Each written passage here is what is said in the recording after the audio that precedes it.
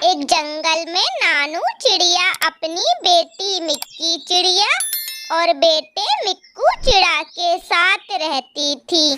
बारिश का मौसम शुरू हो गया था। एक दिन नानू चिड़िया अपने घोंसले की मरम्मत कर रही थी, तभी अचानक बारिश शुरू हो जाती है। हे भगवान, ये क्या है? अभी तो पूरे घोंसले की मरम्मत भी नहीं हुई और बारिश शुरू हो गई। बच्चों, तुम दोनों जल्दी से घोंसले के अंदर चले जाओ, नहीं तो तुम दोनों बारिश में भीग जाओगे और फिर तुम्हारी तबीयत खराब हो जाएगी।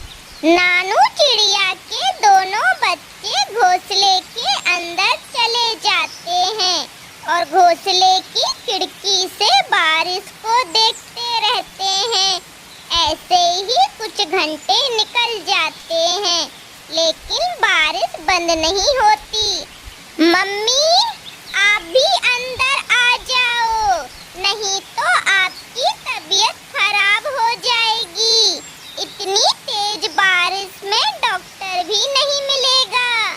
इसी तरह 4-5 दिन निकल जाते हैं, लेकिन बारिश रुकने का नाम ही नहीं ले रही थी। बच्चों, तुम दोनों घर पर ही रहना, कहीं जाना नहीं।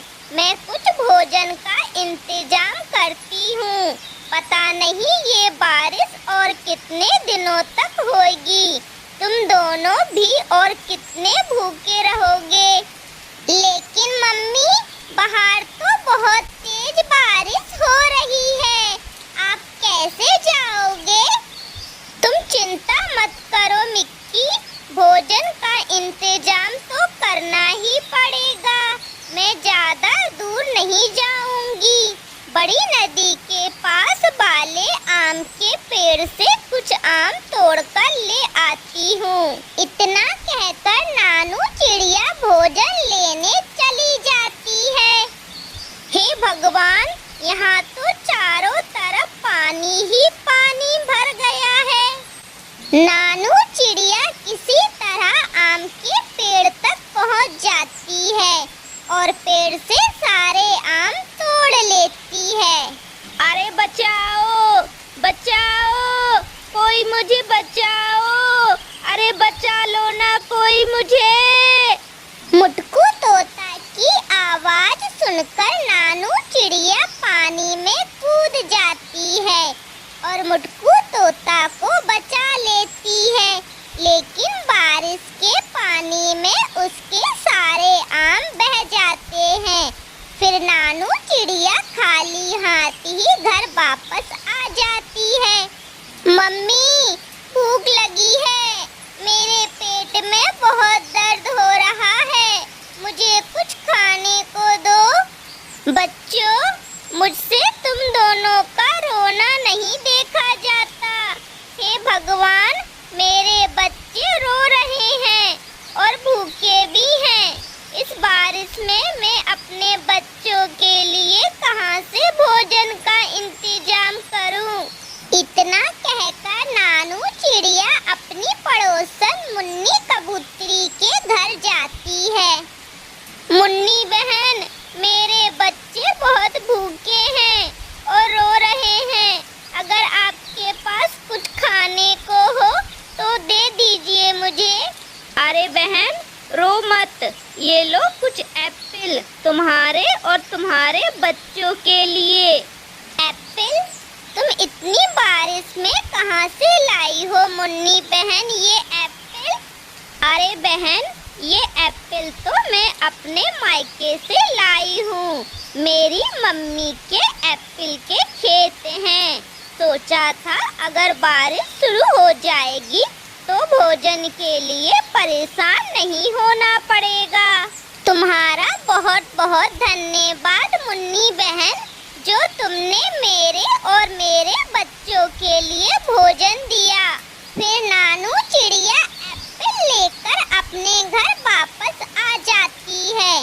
नानू चिड़िया और उसके बच्चे पेट भरकर एप्पल खाते हैं और सो जाते हैं। अचानक आधी रात को नानू चिड़िया का घोंसला टूट जाता है। नानू चिड़िया और उसके बच्चे पानी में बहने लगते हैं। बचाओ, बचाओ, हमें कोई बचाओ, नहीं तो हम सब पानी में डूब जाएंगे। किसी तरह नानू चिड़िया के पड़ोसी उसे और उसके बच्चों को बचा लेते हैं और उन्हें अपने घर ले आते हैं। क्या बताऊं बबली बहन, मैं अपने घोंसले की मरम्मत सही समय पर नहीं कर पाई, इसलिए बारिश में मेरा घोंसला टूट गया। अगर आज आपने हमें नहीं बचाया होता तो हम लोग तो मर गए होते। ऐसा मत कहो नानू बहन, बचाने वाला तो भगवान है। मैं तो अपने बिल्लू को सुला रही थी, तभी मुझे तुम लोगों की चिल्लाने की आवाज सुनाई दी, इसलिए हम जल्दी से तुम लोगों के पास आ गए। रुको, मैं तुम्हें और तुम्हारे बच्चों को चाय देती हूँ, नहीं तो तुम सब बीमार हो जाओगे। फिर बबली को भी नानू चिड़िया और उसके बच्चों को चाय बनाकर देती है। थोड़ी देर बाद खाना खाकर सब सो जाते हैं, लेकिन बारिश रुकने का नाम ही नहीं ले रही थी। ऐसे ही रात भी निकल जाती है। धीरे धीरे बारिश का पानी बबली कोबी के घोंसले में घुस जाता है और पानी को घोंसले से बाहर निकालते निकालते बब्बू कौवा पानी में बह जाता है। मम्मी, मम्मी, ओ मम्मी, देखो तो पापा पानी में बह गए। मम्मी, मेरे पापा को लेकर आओ ना। बबली बहन, जल्दी चलो, अभी बब्बू भाई ज्यादा दूर बहकर नहीं गए होंगे। नानू चिड़िया बबली कोबी के साथ बब्बू कौवा को ढूंढने के लिए जाती है। अभी वो थोड़ी दूर ही गई थी कि उन्हें बब्बू कौवा दिख जाता है। वो जल्दी से बब्बू कौवा को पानी से निकालती है और घर लेकर आ जाती है। बब्बू जी, आप ठीक तो है ना? हाँ बबली, मैं ठीक हूँ, तुम परेशान मत हो। अपने पापा को सही सलामत देखकर बिल्लू कौवा खुश हो जाता है। कुछ दिनों बाद बारिश बंद हो जाती है। फिर नानू चिड़िया अपना नया घोंसला बना लेती है। फिर नानू चिड़िया अपने बच्चों के साथ खुशी खुशी रहने लगती है।